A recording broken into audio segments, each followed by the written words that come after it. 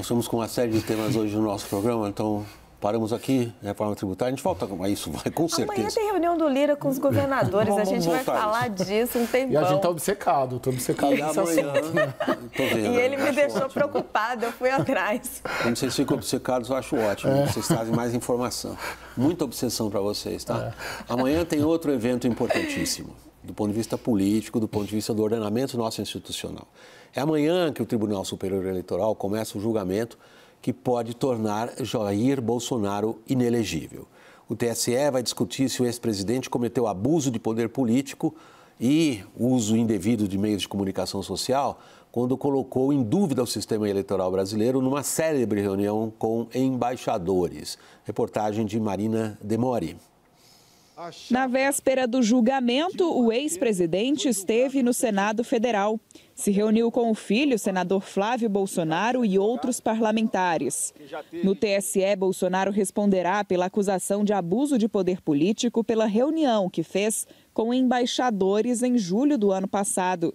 Para diplomatas de vários países, o ex-presidente criticou as urnas eletrônicas e lançou dúvidas sobre a segurança do processo eleitoral no Brasil. A sessão começa às 9 horas da manhã.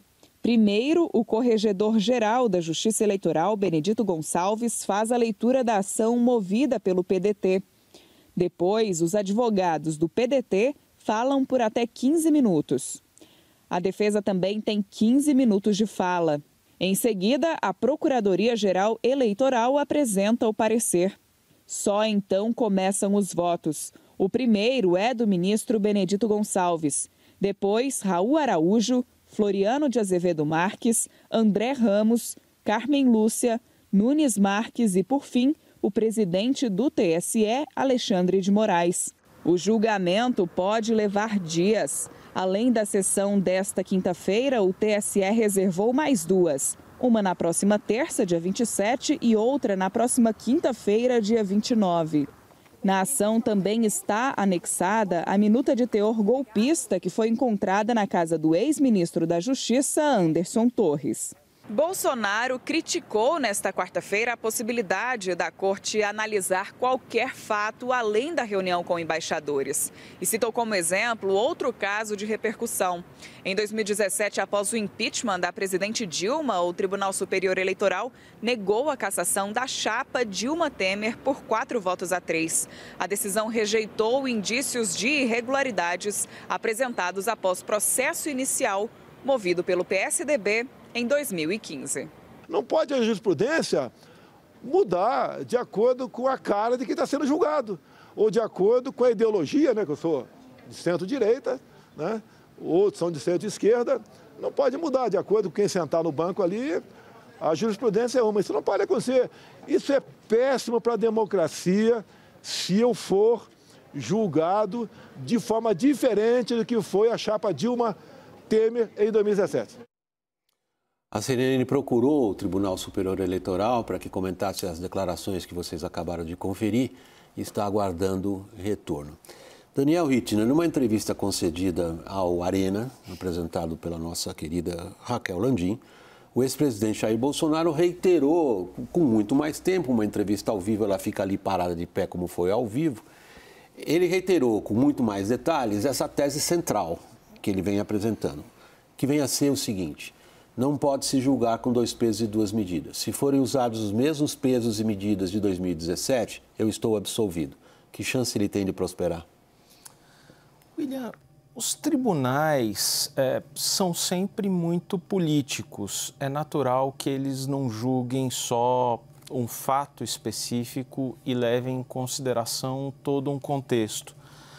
O presidente, na entrevista que deu ao Arena, da Raquel Landim, cita muito o caso de 2017, o julgamento da chapa Dilma Temer.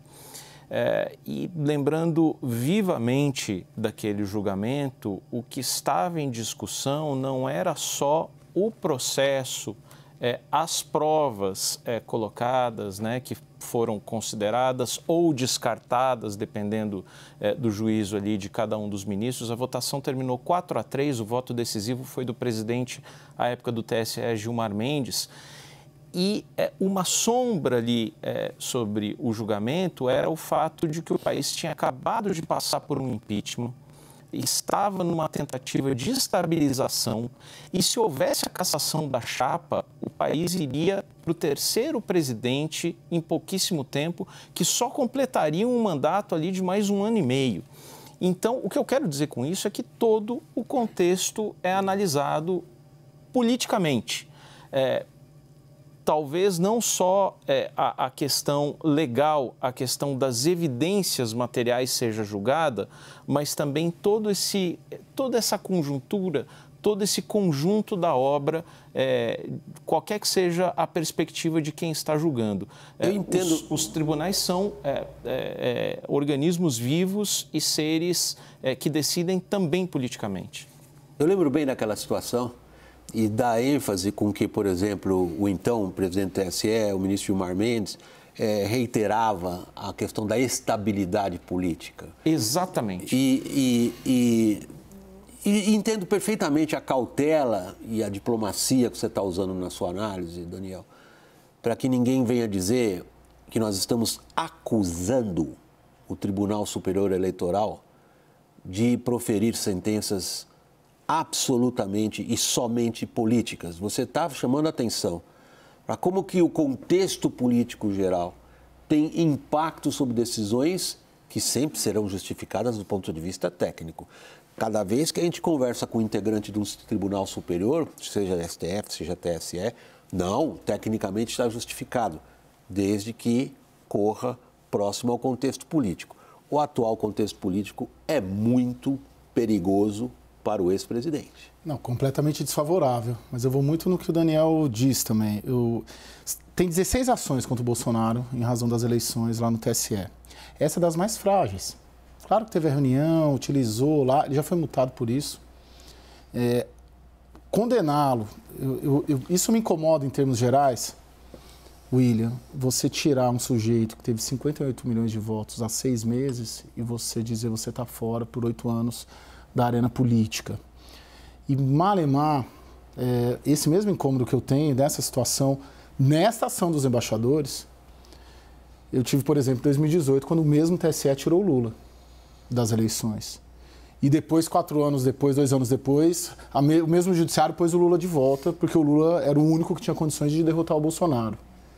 Da mesma maneira que me incomoda, da mesma forma como o Supremo Tribunal Federal endossou a Lava Jato até a Dilma cair. Porque na minha leitura a Dilma caiu porque ela não deu suporte para a classe política para a Lava Jato. Ela não blindou a política da Lava Jato e o Congresso a derrubou. Essa é a minha leitura. Então, em diversos momentos eu cito aqui impeachment de Dilma, prisão de Lula, Lula fora de 2018 e agora eu vejo muito mais decisões que o judiciário tomou tendo em vista o contexto político, porque era preciso tirar o PT em 2016, porque era preciso que o Lula não ganhasse em 2018, era importante tirá-lo da eleição, porque era preciso, e agora é preciso também tirar Bolsonaro da arena. Se você me disser, ou se nós analisarmos aqui, a principal ação que tem... Eu só queria acrescentar um ponto na sua linha do tempo e submetê-lo à sua ponderação e ver se você mantém a sua mesma afirmação. Nós tivemos, de fato, no período do Bolsonaro, um ataque... Sim. Virulentíssimo às instituições, particularmente os tribunais superiores. Eu não estou aqui, digamos, julgando o mérito disso, mas o ímpeto foi claramente contra os tribunais superiores, que passaram a justificar as suas posturas, na minha avaliação também políticas, como defesa das instituições. Sim, eu só penso que das 16... qual que o Bolsonaro teria um altíssimo potencial de aí sim ser retirado e virar uma jurisprudência, é a ação que o PT entrou depois da eleição, colocando 10 ações econômicas, medidas econômicas que foram, que tiveram impacto fiscal, né? Geraram depois a PEC da transição, porque tinha um buraco fiscal ali, e medidas consideradas eleitoreiras. Essa sim, e ela é incrível, porque ela é a mais robusta. De todas essas 16, tem, sei lá, 50, 100 páginas, por aí vai. E eu deixei por último você, Raquel, porque você conduziu a entrevista com o ex-presidente Jair Bolsonaro. Entrevistas dele para emissoras profissionais organizadas como esta têm sido mais raras. Conta pra gente. William, o ex-presidente Jair Bolsonaro, ele queria, dentro de, enfim, toda a retórica dele, passar 2 recados. Eu fiquei com a sensação. Primeiro, esta comparação que ele faz com a chapa Dilma Temer, de que ele quer frisar isso, de que Dilma foi absolvida por excesso de provas e que agora estão incluindo provas no processo dele, provas que foram obtidas a posteriori. Quando você conversa no TSE, eles têm um outro entendimento. Os ministros dizem que você tem hoje um processo que desde o deputado Francisquini, quando ele foi cassado, você tem um entendimento ali mais amplo de que havia todo um conjunto da obra de ataque às instituições democráticas. Esse era um ponto que Bolsonaro queria frisar. O outro ponto que ele queria frisar é que ele não estava conseguindo fazer a sua plena defesa, porque havia pontos do processo que eram considerados sigilosos e que seus advogados amanhã não poderiam utilizar.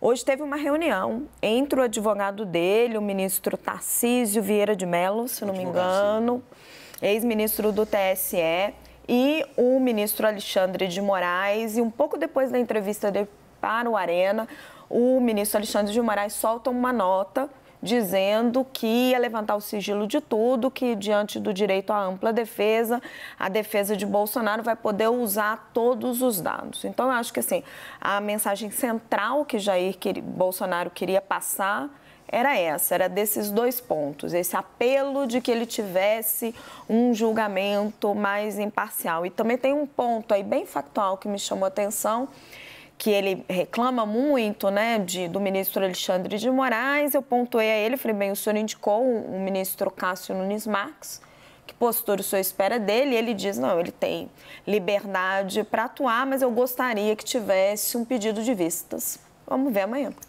Daniel está me pedindo a palavra. Daniel, você, super chato contigo, a gente tem mais 2 assuntos e mais 2 breaks. Brevemente, por favor.